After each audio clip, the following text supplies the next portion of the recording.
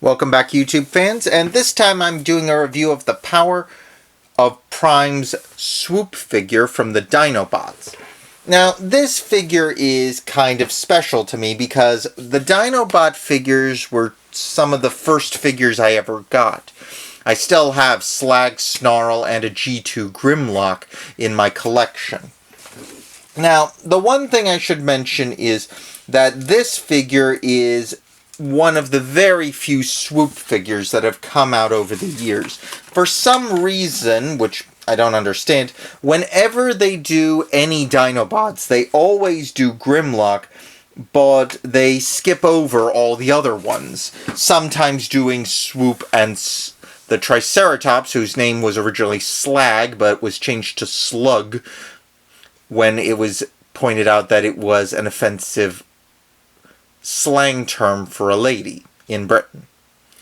But I do like this one's design. It feels very similar to the original one, which I played with a couple of times at a friend's house when I was a kid. But it also incorporates this Power of Primes. I'm not exactly sure on this gimmick. I'm not sure if I like it, but basically these little mini-con-like bots get put into these little pods here on their combining parts. This thing is the one that will form the hand when you transform it into this. There's a peg here for it to insert into Swoop's foot. Or feet together, if you want.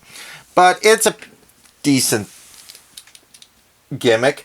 It creates Volcanus, which is a combine of all 5 original Dinobots, which is something that has been done in Transformers fiction unofficially, but they've never actually combined in the main series or in any of the comics to my knowledge, but I'm behind on my IDW comics right now, so they could have done something and I've completely missed it. I really need to catch up.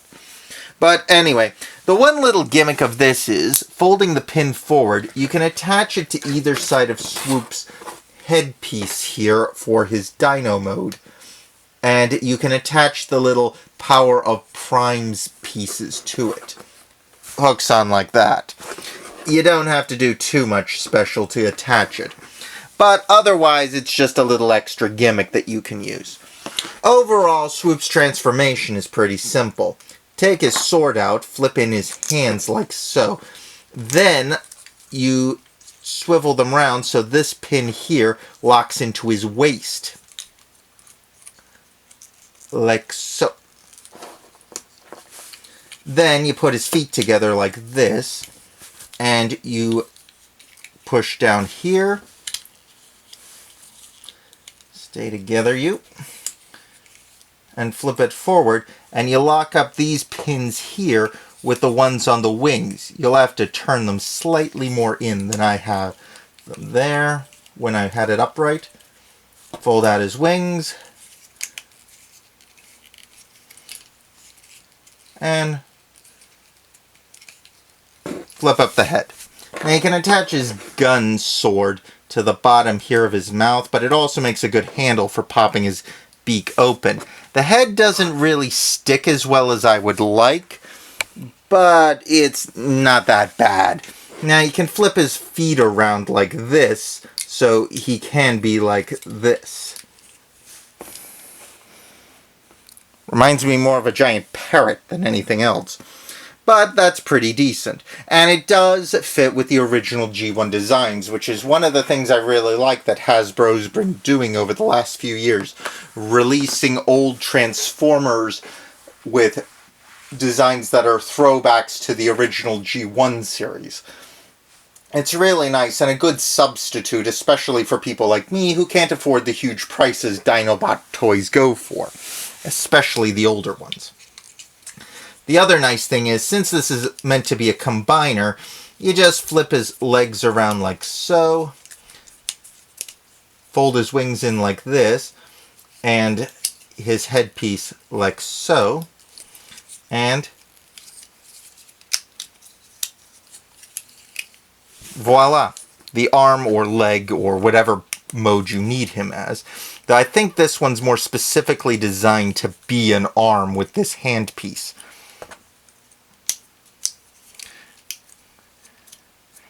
as you can see. Another thing I really like is that this piece is clearly based off the previous run of them that they were doing during their Combiner Wars series. So it's the same connecting pins, so this means you can attach it to Bruticus, Superion, any of those old ones. It looks pretty much like it's the same connection device, so you should be able to use these ones with it. I haven't tested it out yet, but I will in a later video.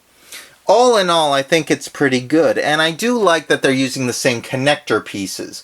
One thing that drove me nuts was I would see them create combiners, but then after that series ended, they would use completely different ones for the next series. I'm kind of hoping that they will keep using the same combining device for all future ones until they come up with a better one, because this way it'll keep the toys interchangeable amongst all of them. And this way people can swap in parts. If they don't have all of the same ones, they can at least create their own unique combiners. But anyway, this is definitely a must for anyone, though Swoop's kind of hard to find. I think he may be the chase figure in this batch, because I only ever saw one at any one store, while there were a million Slags, Dreadwings, and other ones. So if you're eager to collect these, grab them while you can. Anyway, that's all for now. Please like, subscribe, comment below, and share this video with your friends. And I'm also on Twitter. See the link in the description. And I'll see you all next time. Ciao!